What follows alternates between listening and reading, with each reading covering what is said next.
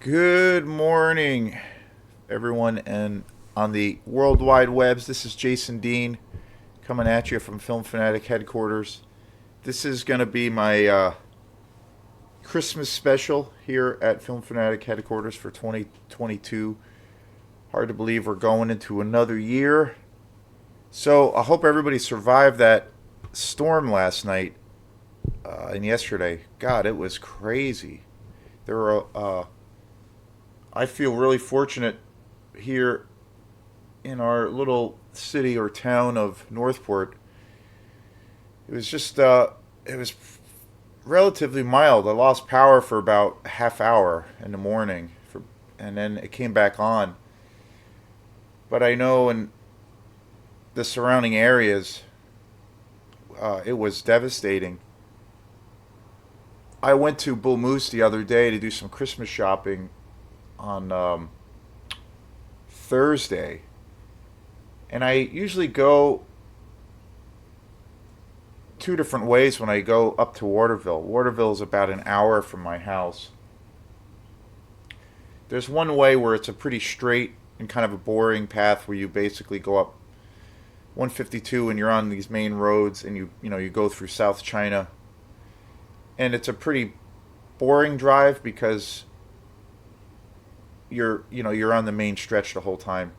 But there's another way that I go that you go through all of these back roads and it takes you through all the little towns and little nooks that lead you right up into freedom, and that's a beautiful drive. And on the way back, I drove that way, and it was beautiful. It's there was snow everywhere. It was definitely uh, put you in the Christmas spirit because there's all kinds of really cool farms, lots of woods. There's not a whole lot of people driving in that area. Not a lot of people on the road. So on the way back from my little shopping spree that I had at Bull Moose, I bought a couple of movies for myself, and then I was there doing some shopping. The way back was awesome. Definitely put you in the Christmas spirit, but it was a little bit sad and melancholy knowing that all that snow was going to be gone. But some places had some intense amounts of flooding, and it was chaotic. It was crazy. Lincolnville Beach, which is right by my place, didn't exist for about 24 hours. It was underwater, literally underwater. You couldn't drive through it. It was the ocean was there, and it was insane. So luckily, it was pretty normal here. I just spent the day. I got some practicing in. It was pretty funny because it was a whole comedy of errors. I got my day started. I usually do a video in the morning every day. It's usually how I start. For the most part, how I start my day. I get up, have some coffee, and then I get gather a couple ideas of a movie I want to talk about or a show that I want to do. And then I usually get that set up and I put that together, and then I record the show. And usually what I'll do is during that time while I'm either recording the video or shortly thereafter, I have a little music space on my property that's outside of my house, a separate building that I have for rehearsals, and I teach lessons out there, and then I just use it for my own practice space. The But I have a little heater in there, and it's been pretty cold, as you would expect here. It's just winter just started, technically. So I usually have to like keep the heat or turn the heat on and let the heat go for about at least an hour and a half or so before I can get in there because it gets a little chilly. But the heater is great. It works really well. And so I usually turn that on every day or every morning, and then go in there for a bunch of time, and then on a typical day that I work, I'll do that for a few hours, and then take a break, do my little exercises, get ready for work, to go into the Montessori school, and then Get home from there. If I don't have anything going on, usually at night, if I don't have, say, a place where I'm going to go, if I don't have plans, or if I don't have a rehearsal or something, I'll usually just, you know, take a little break when I come home from work, and then go back into the music space. I'll basically do the same thing. Turn the heat on for a while, and go in there and practice, work on some stuff, and then and then I'll do that for a while, and then until I get a little tired or whatever, and then I'll call it a day, and then I'll unwind, and I'll usually fire up a movie. That's a typical day for me when I don't have a rehearsal or something that I need to, that I'm going out to or whatever. Usually during the week, I don't. If I'm not rehearsing, I'm usually pretty much just chilling out at home, and that's usually my schedule. My mornings and days are pretty fixed that way. Now that I'm on vacation, I have all kinds of time to do whatever, so it's kind of cool. But I don't have any. Not that I have too many restraints time wise, but I try to put in the time. On a good day, I'll try to be in there. A good. Hopefully, most of the day or most of the afternoon, morning, or night. I'll try to put in a good amount of time, especially when it comes to. Usually, when I'm practicing and working on music, I usually have a list of things, and I usually try to prioritize things. My main focus usually when I'm working on my days when I'm working on stuff is mostly the biggest priority is usually always focused on writing music and focusing on the quantum material. I'm always like tweaking tunes that I've had and songs that I've had for a long time, or songs that I've had, say, just within this year. I'll usually spend a lot of time even tweaking those songs. I'm always kind of changing things here and there, and then I just have to try to make them better all the time, and then I try to, sometimes I'll rework certain songs. There's been a few songs lately that are on the newer side of things that I've been adding some new parts, taking some parts out. So I'm always tweaking those kinds of things. Most of the tunes are pretty set, but I do that a lot. And then I like to just kind of have a refresher and work on the tunes, and I'll try to focus on the tunes, maybe vocally, that give me the hardest, that are the hardest for me to kind of do. But usually, when the biggest thing that I work on is if I'm writing music, if I'm in the process of writing, that usually takes over the priority of everything. And I'll usually, if I'm in that headspace where I'm writing material, I'll mainly focus on that and then do the other things on top of that. Lately, it's been cool. I've been writing some new material, so that's been the priority. So I've been working on that and working on some new material and just finished a new song. And then usually after I do all of that stuff, I bounce back and forth quite a bit. It's a little bit manic, but I'll usually work on drum set practice. Various things with that. I usually do like a warm up. I have a routine that I've worked on for a while, where I use a drum machine and I work on different permutations around that. I'll usually spend a lot of time working on playing along with records and songs that I want to learn. I'll usually do that a lot. Lately, this week I've been working more on like rudiment stuff, like technique stuff. So I've been working on that a little bit more this week. So there's always 10,000 things to always work on, and usually between that whole like handful of things musically, I kind of bounce back and forth between all those different kind of avenues, because there's so much work to be done in all of those respected areas. So it's when I'm in that headspace, it's very busy, and I enjoy it, and it's hard. It's a lot of work, but I enjoy it. And then, if I have shows coming up or anything, I'll usually spend a good portion of the morning like promoting it, especially during the summer. Now I've just been promoting this one show that we have coming up next year technically, at the Poor Farm on January 13th. So that's our first quantum show of the new year. So I've been promoting that.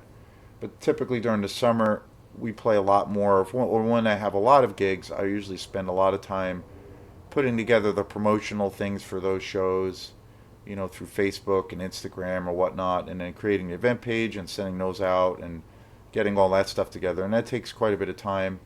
But once it's up and ready, it's pretty easy to do as far as promoting it.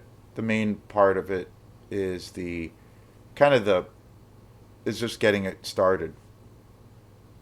And then also the other facet during that time of year, not so much this time of year, it's still a thing, but is mainly soliciting to try to book gigs and coordinating all those things that are around it. So typically, that's typically what I do in my regular day, when it's a good day. So yesterday I was kind of doing the same thing, but then the power was like flickering off and on, and I went into my music space. I did a video. The wind was pretty insane at that point, and it was like 10:30 in the morning, and I went into the music space, and it was warm, so I started working, started practicing some stuff, and midway through, the power went out, and I knew the temperatures, or I had heard the temperatures were going to drop dramatically last night, so I was like, okay, the power's out. So I unplugged all my electrical stuff. And what I usually do during the winter is I usually take my immediate electronics, I take them out every day when it's cold and leave them in here just because they don't like the cold and it's not good for them. So that's what I did right after that happened. I unplugged all my stuff and then I brought everything inside, got some candles. I'm like, okay, this is where we're at. So, and then about 45 minutes later or so, the power came back on. So then I was like, oh, okay, I didn't think it would be coming back on. So then I grabbed my stuff again and went back into the music space and worked in there for a while, and it was pretty good. The power didn't go out, so I was in there for quite a while. Ran to the store, and it was insane how crazy it was out. I ran to the store just for a quick errand. Came home, took a little break, relaxed a little bit, ate some food, and then the wind started picking up even more and it started getting even colder. So I went to the music space again and I started getting worried that the power was going to go out. So, in precaution, I took everything out, came back in, and then I just, I did some practicing inside. But then the power ended up not going out at all, so it was pretty funny, which was great, because usually Northport, where I live, we get our power knocked out quite a bit. So I was prepared for that, but it didn't happen, luckily. So today is Christmas Eve. It's hard to believe it's Christmas Eve, and then tomorrow is Christmas Day. So I wanted to do a show. I did a show a few weeks ago on The Grinch Who Stole Christmas, which is a beloved Christmas movie, and I bought that fairly recently at Goodwill. I got a really great edition of that. I got a used copy of that on Blu-ray, and it was awesome. I watched it that night that I got it. Got it super cheap. It was in perfect condition. I did a show on it, and it was, I kind of feel like that might be my favorite Christmas special. The thing that I was so blown away by was how short it is. I hadn't seen it in so long, and I always remember seeing that as a kid as it being a movie, but it's really only 20 minutes long, and I was just blown away by that. I was like, wow.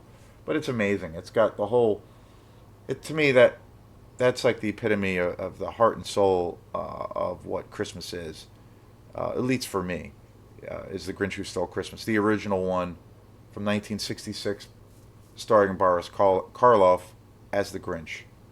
Just an epic classic. But, we're in the Christmas season. I've been watching Christmas movies. And, like with every season, especially Halloween, and then also Thanksgiving, there's a lot of holiday themed movies. There's so many. I think the two biggest ones are obviously Halloween and Christmas. There might actually be even more films that are part of the whole Christmas canon than any other holiday.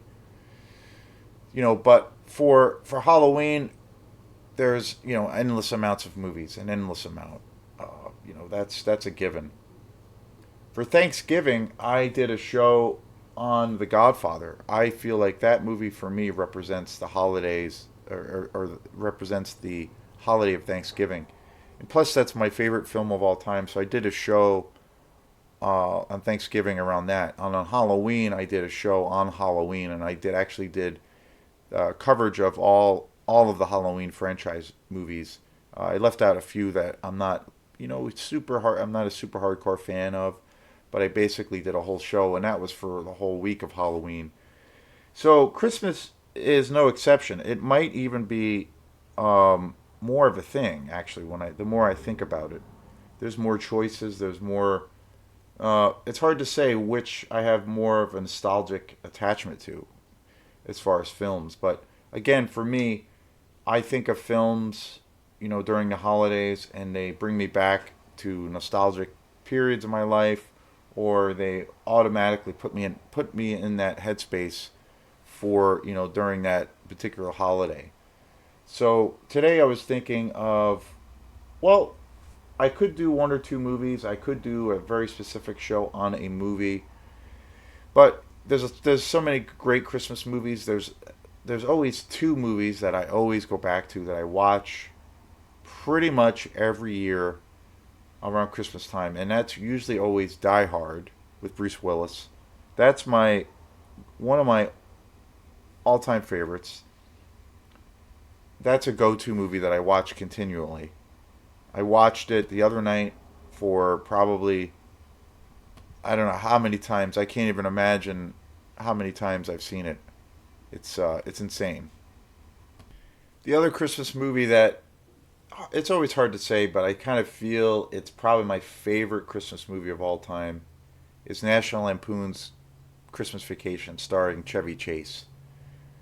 Last year, I remember I was really craving. Last Christmas, I had this burning desire to rent that movie, and I went to Opera House Video, and I got there a little bit on the later side. I think I got there Christmas Eve or the day before Christmas Eve, and that's obviously a huge, probably the most popular movie. I know it's the most rented movie at Opera House around Christmas time, and it was out. So I was like, oh, I was bummed when I went there, and I got a couple other Christmas movies, but that was the one I wanted to see. So I went to Goodwill in Belfast, and they had it there. They had it. I was super excited. They had a really great edition of it on DVD, and it was super cheap, and I couldn't believe it, and I bought it, and I watched it that night. I was super excited. That movie's probably my favorite. I mean, that movie, as many times as I've seen Die Hard and other Christmas classics, I don't know. That movie is so cornball and so cheesy, and it's kind of dirty. It's kind of raunchy. It's a funny movie because I watch it now as an adult, and there's a lot of adult humor and kind of like all of the sexual innuendo that I never realized was there before as a kid. So it's not like a kids movie really. It's a funny thing. There's a lot of sexual like situations in the movie, and it's slightly perverted, but it's great. That's a movie. Die Hard, Christmas Vacation, National Lampoon's Christmas Vacation. Other movies that I really love around Christmas are, I mean, The Grinch Who Stole Christmas, amazing. I really love A Christmas Carol with George C. Scott. That, I think, about Ebenezer Scrooge. I think that movie is probably the best version based on the Dickens, iconic story. That is probably my favorite rendition. There's sequences in that film that are, you know, generally kind of scary, especially the ghost of, I think it's the ghost of Christmas future. That specter or ghost is very haunting and menacing and kind of frightening. And I remember that movie when it got to that sequence as a kid always scared me. But that thing I think is, the one, the original one that came out in the 30s is a classic, obviously. But there's something about the George C. Scott version that I think is just really great. That's one of my favorites. I love the Home Alone movies, particularly the first one. Those are great movies. Those are iconic. I watched those. I think I watched both part one and part two last year. You can't say enough good things about those. The other movie that I had not seen in a very very long time, and I did a show last year on Film Fanatic. I did a live Facebook live video before I started doing these videos and before I had my YouTube channel going. That was again like I've done. I did a lot of shows where I was doing the Facebook live show around that in that format.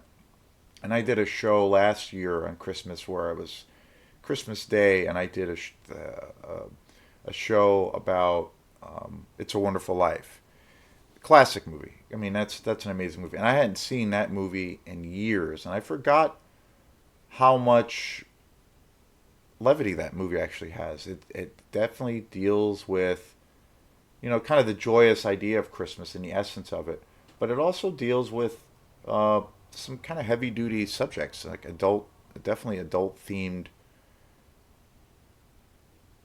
ideas and things about around addiction and self worth and identity and your relationship to your family. I mean, it has a lot more. I remember that when I watched it, and it was of course directed by Frank Capra, the iconic filmmaker, starring Jimmy Stewart. That movie, after not seeing it for so long, and I used to always see it as a kid, I I remember it being before watching it last year. I remember I kind of looked at it as being more of a lighter movie, like had a lighter fare to it, but it has way more of an adult kind of a thing, and it has some gravitas to it, and it's a really great story, as well as The Christmas Carol with George C. Scott. So films like Christmas movies that aren't just kind of fluffy or just pure entertainment, kind of like Die Hard, which it's pure entertainment, just one of the greatest action movies, and definitely Christmas Vacation, where it's really kind of lighthearted and silly and goofy and kind of raunchy. But those two films in particular, It's a Wonderful Life and Christmas Carol, especially It's a Wonderful Life, actually have like some meat and potatoes behind it. Great movies. Other movies that I love that are, well, one movie in particular a lot of people don't think of as a Christmas movie, but it actually is I think is Eyes Wide Shut, directed by Stanley Kubrick. That movie actually has, if you look at even a lot of the, like say the quote unquote Christmas classics, that movie almost has more Christmas in it than anything else as far as the shots and the cinematography, because it's obviously it's a very dark and mysterious and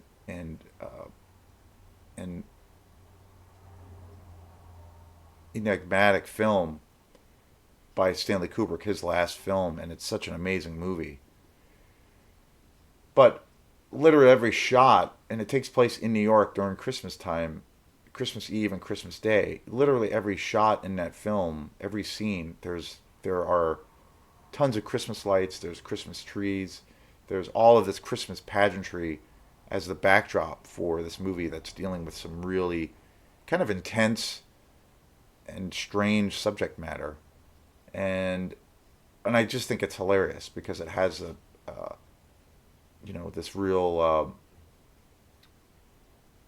variety of different things that are going on.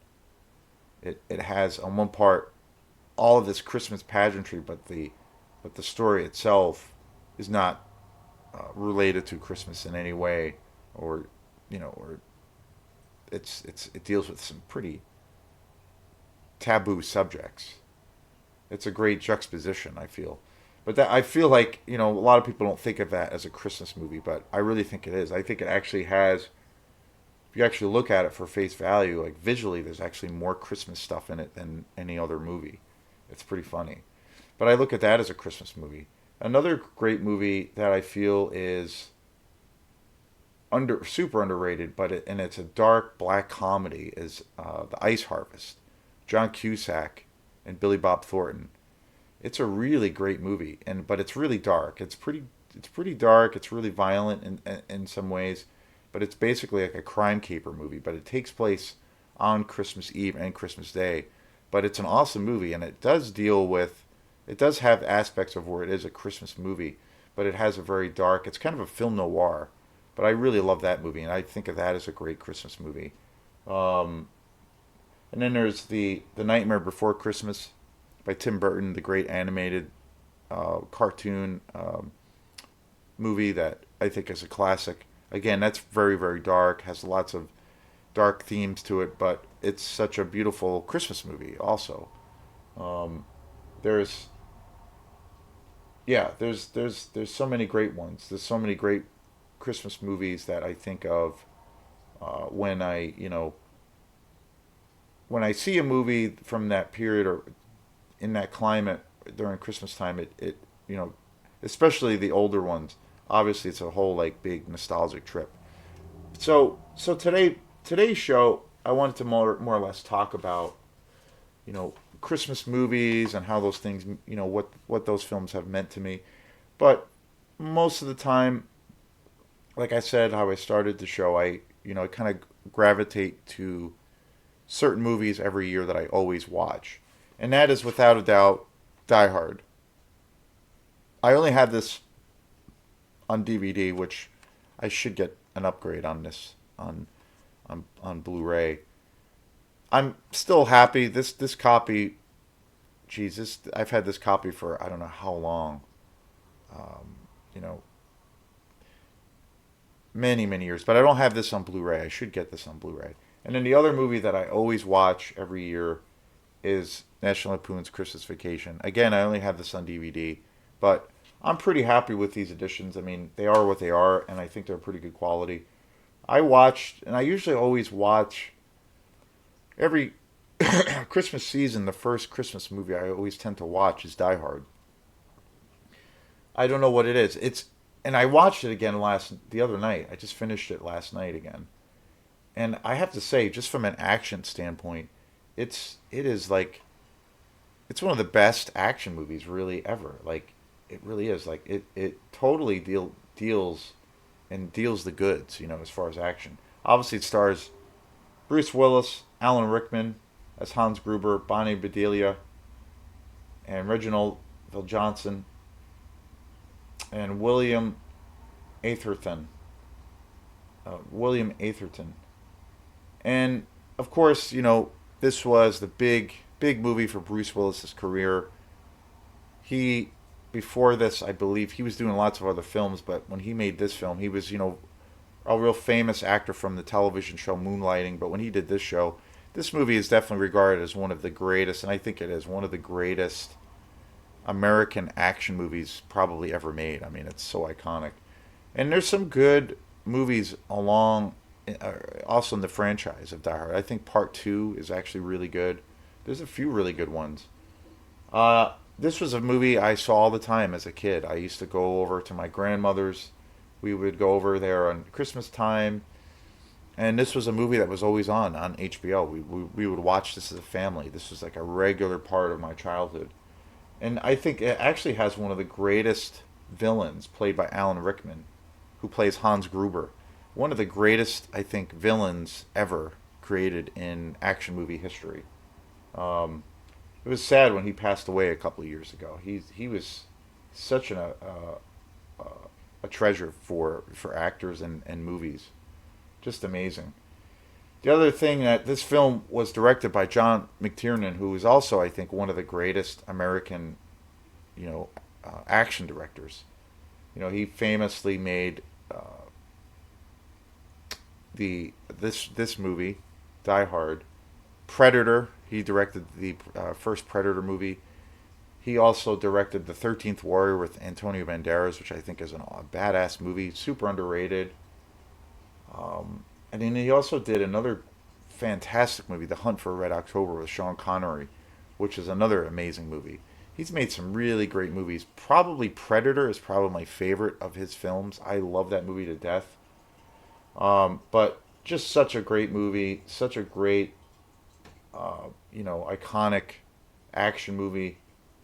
I mean, you can't go wrong with it. It's got all the great Christmas music in it. It's funny. Up until like maybe 10 years ago, I feel like a lot of people didn't think of this as a Christmas movie for some reason, and I think they just because it's a violent American action movie. that a lot of people just didn't think it was synonymous with the Christmas holidays. But I think over the last 10 years or so, I've seen where this movie has become looked at as a Christmas classic. Every time I see someone who puts up a list of, whether they're a critic or just your everyday Joe, every time somebody puts up a list of a movie that they love or a Christmas movie, this is always in the top or in the top grouping.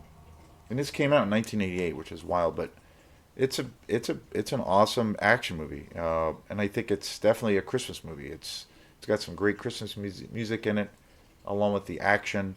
Yeah, I think some of the stunts in it are really great. It's a I think it's definitely an iconic, one of the greatest American action movies ever made.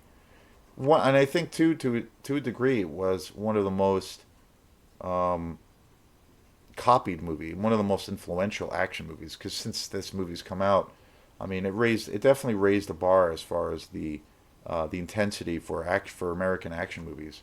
But I love this movie. It's so great. Never get sick of it. Never get tired of it. I watch it every year, at least once a year. Again, like I said before, National Lampoon's Christmas Vacation is probably my favorite. It's definitely out of the movies I've mentioned, probably more or less kind of the lightest of the comedies. But I don't know. It's just to me, it's pure nostalgia. I mean, and I think one of the things that is the exception for this movie is, like I said before, watching this movie as an adult, it's definitely a little bit more dirty. It's dirtier and more of an adult. It's got a lot more adult humor in it than I thought. It's actually pretty dirty and pretty raunchy. I don't think this movie, the politically correct police of today's age would necessarily approve of this movie. Say if it came out now, because I remember as a kid when this movie came out, it was very much looked at as marketed as like a pure American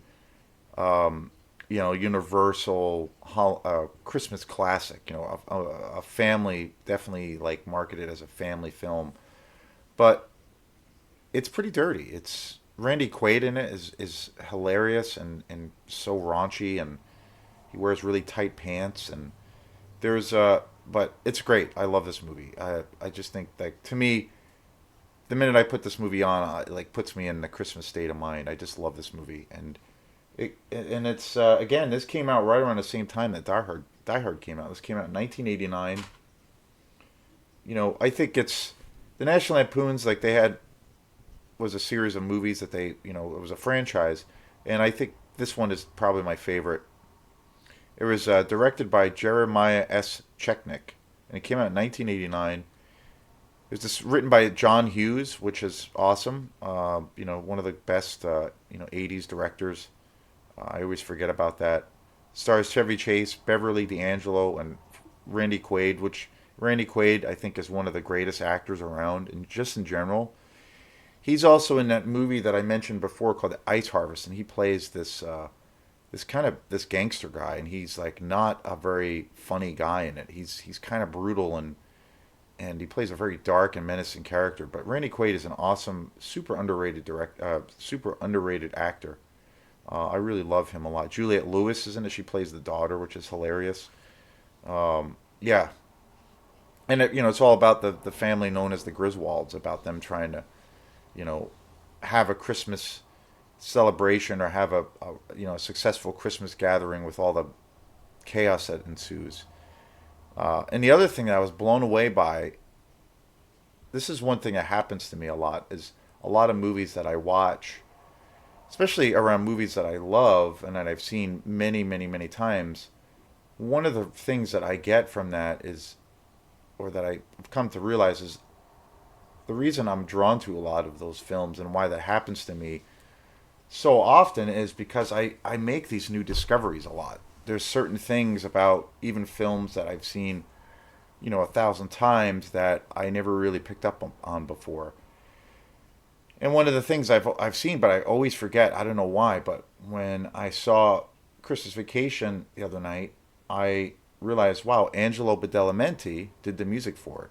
Who I did a big show on Angelo Badalamenti, who is my favorite composer for film and television of all time, and he recently passed away. He's most well known for his work with David Lynch, and I did a big show about him a couple of weeks ago.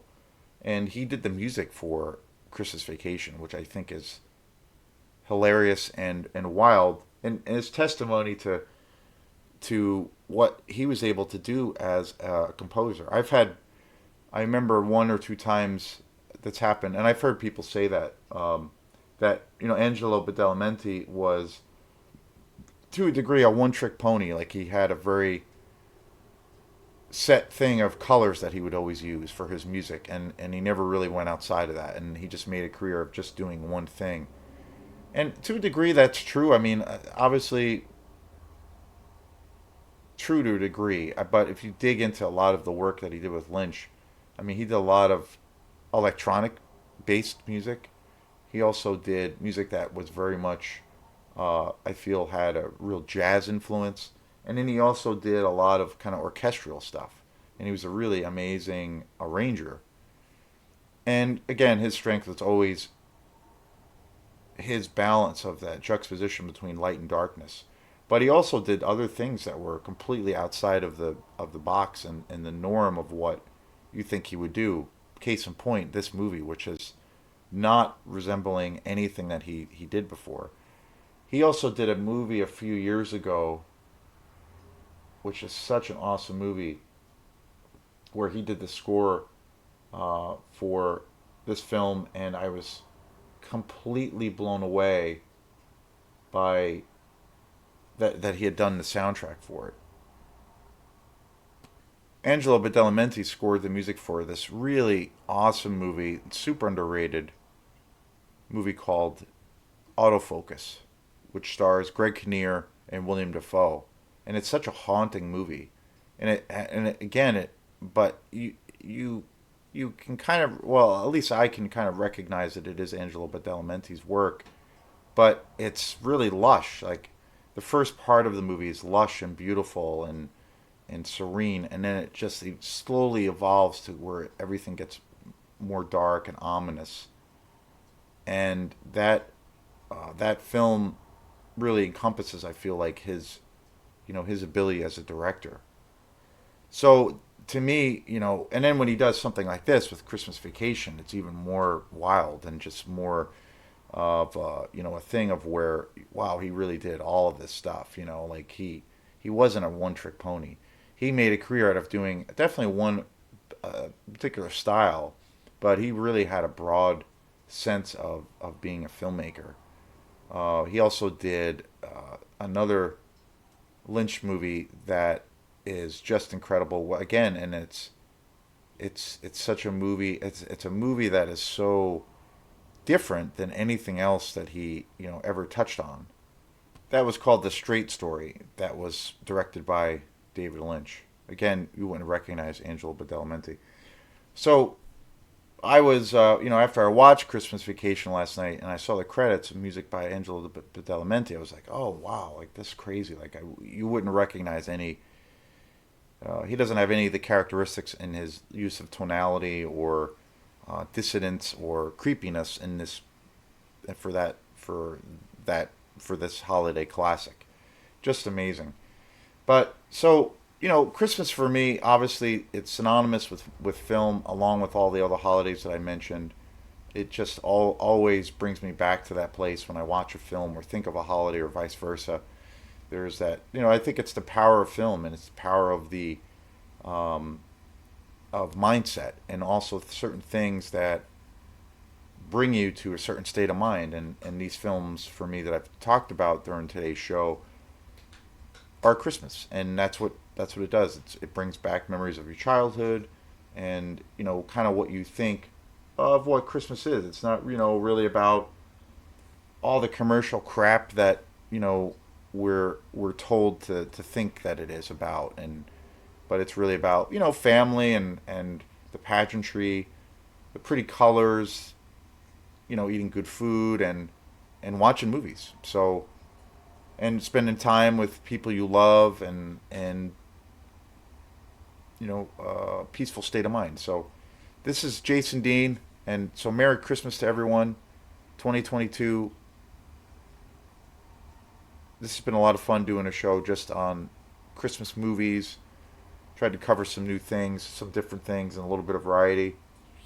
So if you like this page, please like and subscribe to my page. I really appreciate. I really love that people have been supporting this page, and it's been growing every week. So we will see you next time. And again, Merry Christmas. Peace.